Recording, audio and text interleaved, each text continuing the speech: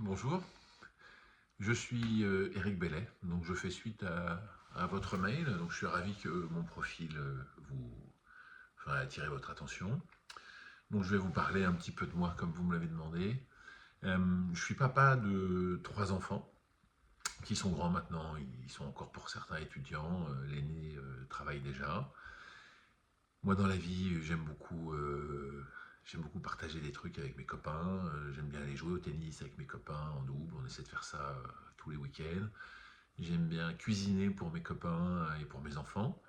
Et j'aime beaucoup, c'est la saison d'ailleurs, j'aime beaucoup skier, j'aime beaucoup faire du ski. J'ai d'ailleurs été moniteur de ski à l'UCPA quand j'étais étudiant. Donc c'était des moments très sympas.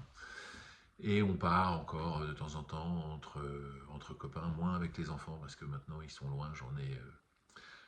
Pour vous dire, j'ai 3 garçons, j'en ai un à Bruxelles, un à Berlin et l'autre en Australie en ce moment, donc c'est compliqué de réunir la famille.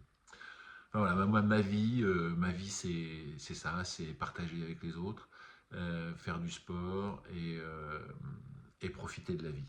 Parce que j'ai pas toujours profité de la vie comme je devrais.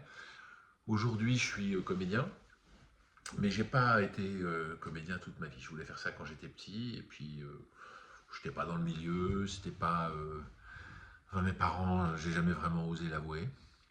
Et déjà que j'étais un peu le petit mouton noir de la famille, donc si je rajoutais ça en plus, c'était trop. Donc je l'ai enfoui très très loin à l'intérieur, et j'ai passé mon bac, je suis allé à la fac de droit. Et à la fac de droit, je suis tombé amoureux de la fille d'un notable de province, comme on dit.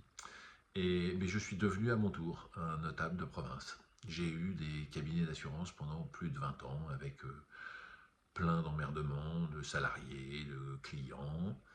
Et je travaille avec une multinationale d'assurance avec qui les relations se sont dégradées, beaucoup, au cours des 20 années, jusqu'à ce qu'ils décident qu'à un moment donné, je, ils ne voulaient plus travailler avec moi en fait. J'avais plus le profil des gens avec qui ils souhaitaient travailler. Et donc ils ont tout fait pour me mettre dehors et pour que je parte.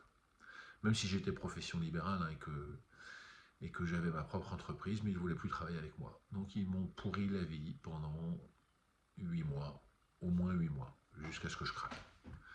Et je peux vous dire que quand ces gens-là, pour qui vous n'êtes qu'un numéro, se mettent à vous détester et à tout faire pour que vous partiez, euh, eh ben ça finit mal. Et ça a fini mal. Puisque j'ai fini à l'hôpital. J'ai fait un énorme burn-out. Euh, En fait, il m'avait mis un ultimatum. Il me mettait ultimatum après ultimatum. Ils ont profité du fait que tout ça a un peu généré aussi une séparation, puis un divorce. Donc ils profitaient de tout ce qu'ils avaient sous la main pour mettre la pression sur moi. Et un jour, ils m'ont donné 24 heures. Au bout de 8 mois, un jour, ils m'ont donné 24 heures. Et ça s'est passé dans une réunion au siège où voilà, ils m'ont donné 24 heures. Donc en fait, je me souviens, moi, je leur ai dit en fait, vous mettez un pistolet sur chaque tempe et puis vous attendez de moi, vous me donnez une préférence, quoi, la gâchette de droite ou la gâchette de gauche. Et là, ils étaient 4 à cette réunion et ils se sont regardés et en riant comme ça, comme je vais vous le faire là. Ils se sont regardés et ont dit oh, non mais il a compris en fait, ça y est, il a compris. Ah bah c'est pas trop tôt. Donc voilà, je vous donne un peu l'esprit de la chose. Et donc j'avais 24 heures, j'arrivais pas à me résoudre à faire ce qu'ils attendaient de moi parce que c'était 20 ans de ma vie, c'était 20 ans de travail, même si j'en pouvais plus. Et j'ai passé une nuit, une nuit de juin 2014, à réfléchir entre continuer de vivre ou pas. Et milieu de la nuit, j'avais jusqu'à midi, non, j'avais jusqu'à 18 h le lendemain pour prendre ma décision.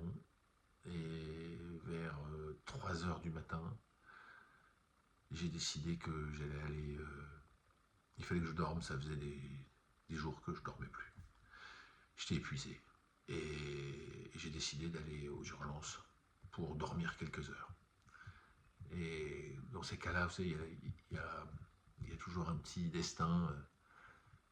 Je suis arrivé aux urgences, qui n'arrive sans doute jamais. Je ne sais pas si ça s'est reproduit depuis. Et je suis arrivé aux urgences et il n'y avait personne.